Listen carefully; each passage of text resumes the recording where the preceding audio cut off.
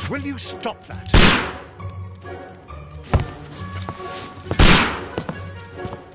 You are utterly mad.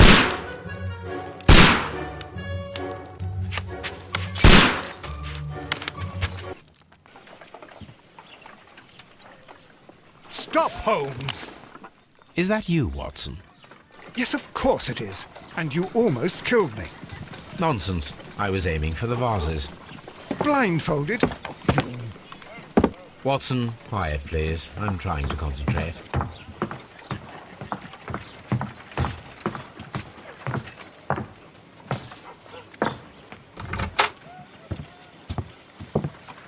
Ah, Lestrade. What is it this time? He can see me. Well, here it is, and it's a good one, Mr. Holmes.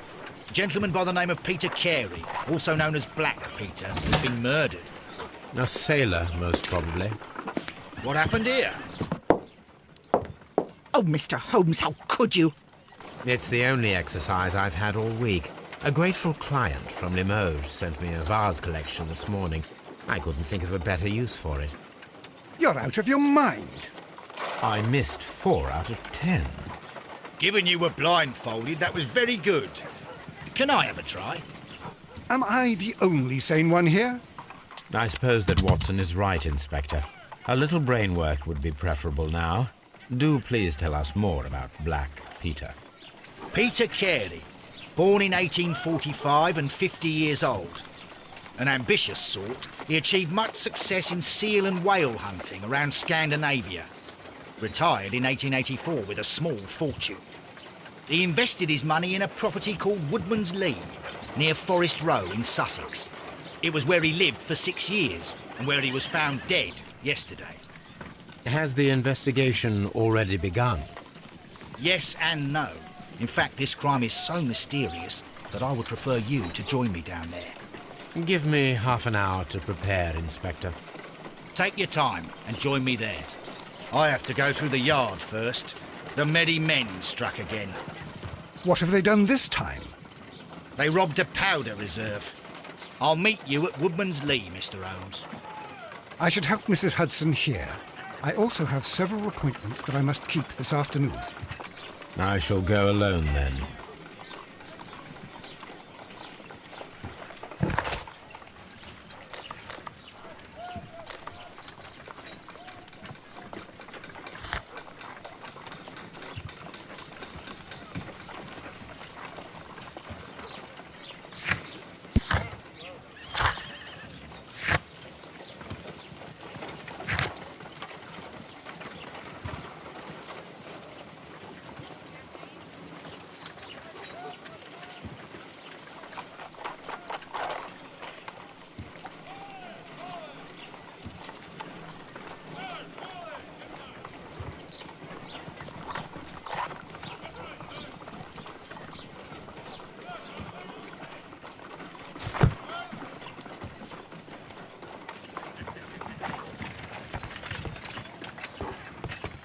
You go along to Peter Carey's house. Mrs. Hudson and I will take care of the mess you've made here.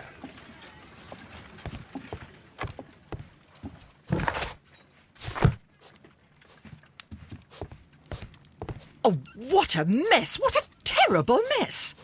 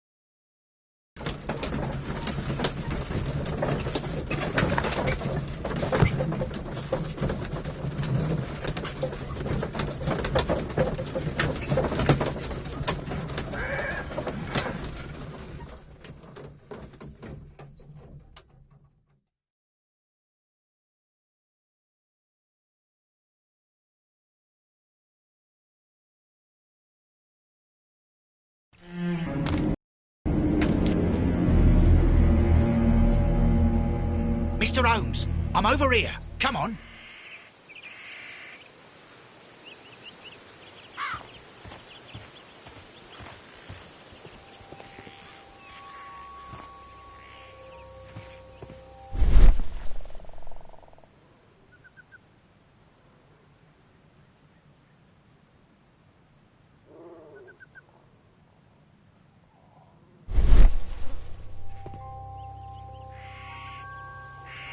These footprints appear to be quite large.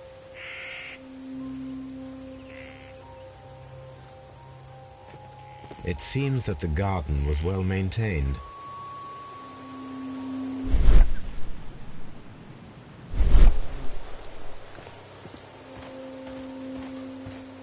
Mr. Holmes?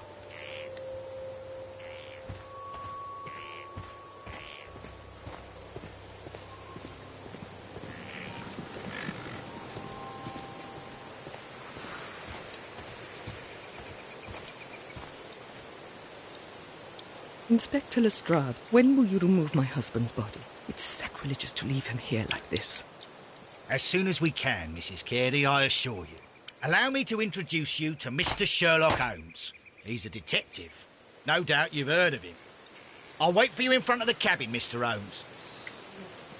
My condolences, Mrs. Carey. Thank you, Mr. Holmes. Do you remember at what time you found your husband's body? In the morning, at around 7 o'clock. I noticed the cabin door was open, but I didn't go in to take a look, for I knew my husband would not have liked it. At around 10 o'clock, I dared to glance in through the door and... oh dear. Was your husband accustomed to receiving visitors? Oh, no, I don't think so. I mean, he didn't really have many friends. He lived quite an isolated life here, after his retirement. The garden is very large and well maintained. Do you employ someone to look after it? It is true, there is a lot of work, but my husband took care of it himself. Madam, can you tell me if you saw or heard anything unusual upon the night of the murder? At 2 o'clock in the morning, I heard a terrible scream. But I thought nothing of it then. He would scream all the time when he was drunk.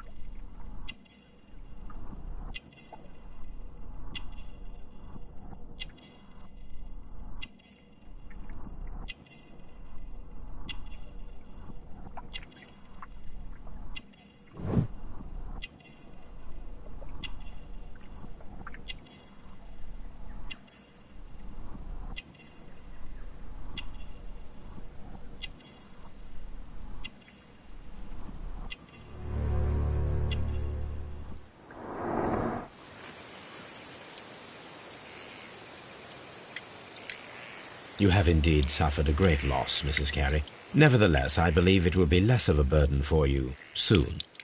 Yes. Life with Peter was never easy, but he was still my husband.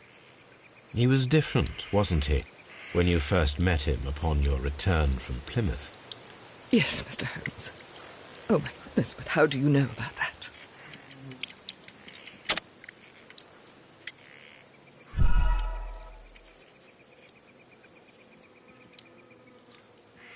You have indeed suffered a great loss. Yes. He was different, wasn't he, when you first met him upon your return from Plymouth? Yes, Mr. Holmes. Oh, my goodness, but how do you know about that?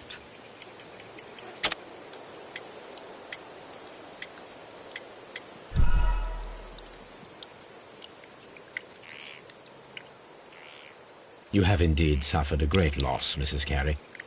Yes. He was different, wasn't he, when you first met him upon your return from Plymouth? Yes, Mr. Holmes. Oh, my goodness, but how do you know about that?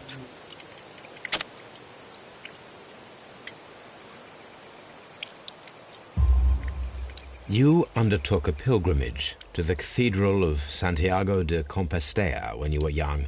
That much is evident from the rosary in your hand. The shortest route for the pilgrim from England to Spain is from Plymouth. I believe that you met Peter Carey as a young sailor there, and you married him soon afterwards. That is indeed what happened, Mr. Holmes. How extraordinary.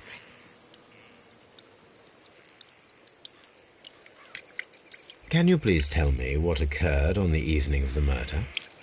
Well, Peter got drunk in the evening. He was in such a terrible temper.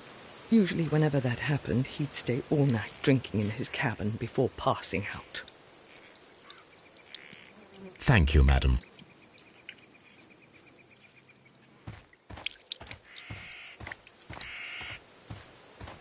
Mr. Holmes?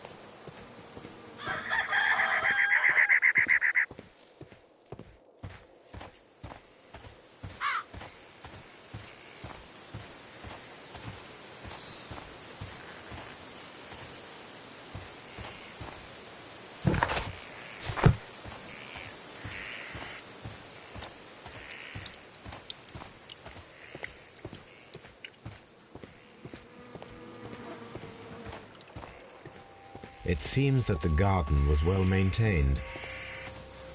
Peter Carey's body is inside the cabin. We took care not to...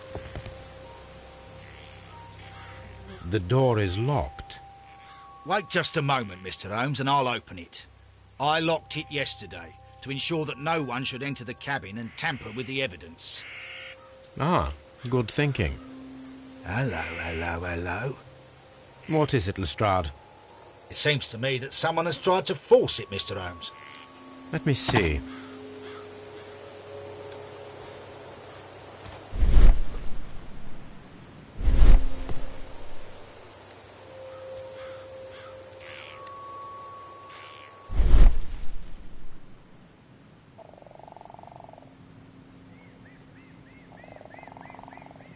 These scratches are fresh. You're right. Someone tried to force open the door. I swear these scratches were not here yesterday. Our mysterious visitor came here last night. Well, he's not the man for the job. This lock is not a difficult one. Perhaps he did not have the right tool.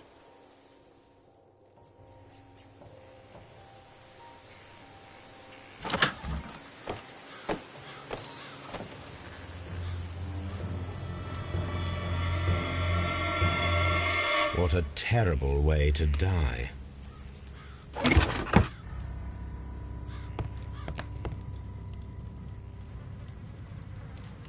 Old navigation instruments, nothing interesting.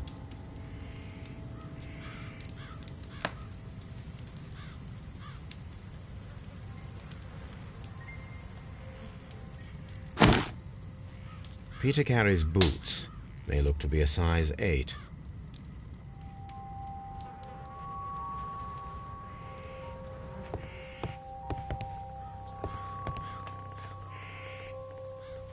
The tooth of a sperm whale, probably from one of Peter Carey's catches.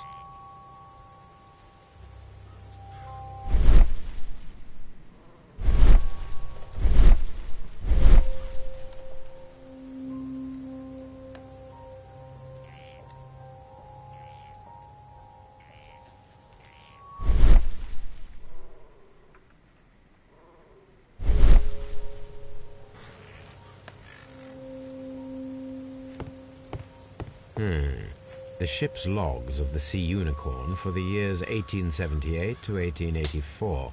Peter Carey was her captain.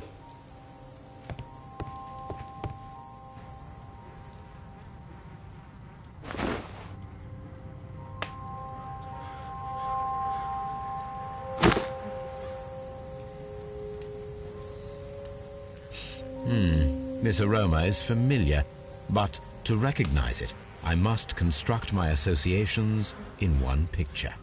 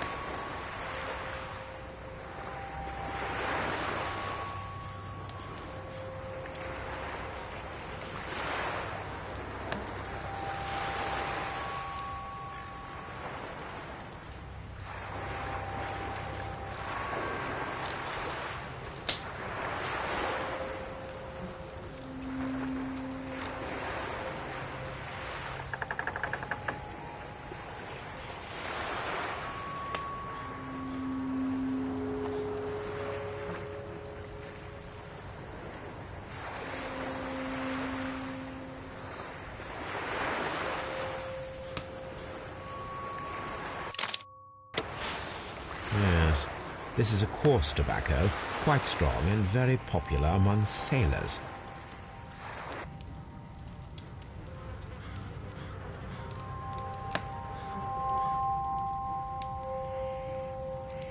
The initials PC have been crudely burned. A sailor's work.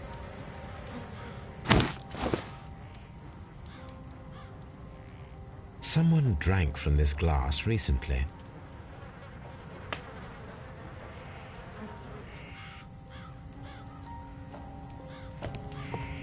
The Sea Unicorn. She was the ship that Peter Carey commanded. This man is in his 50s, yet he still looks quite strong.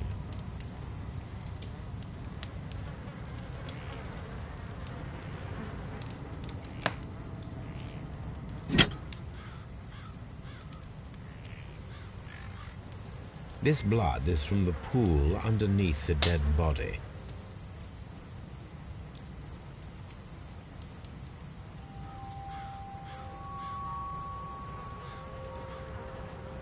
This wooden handle is plain and solid.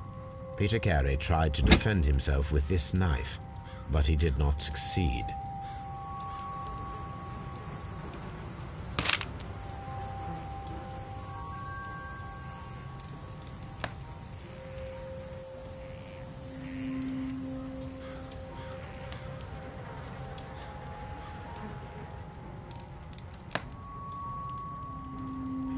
The pattern of the blood stain indicates that the notebook was not lying on the floor prior to the crime, but it was dropped into the pool of blood after the death of Peter Carey.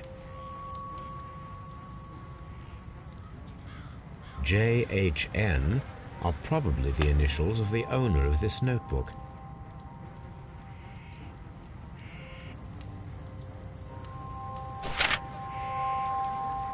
These abbreviations mean something, but what?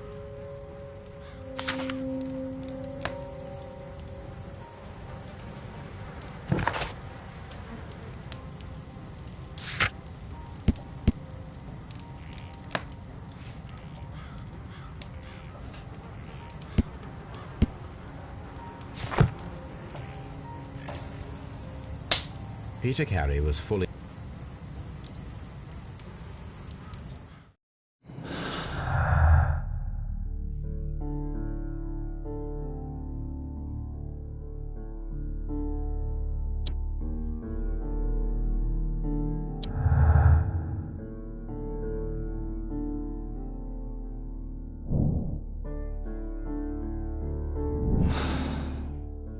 car. Someone was here yesterday. They attempted to force the door to gain entry.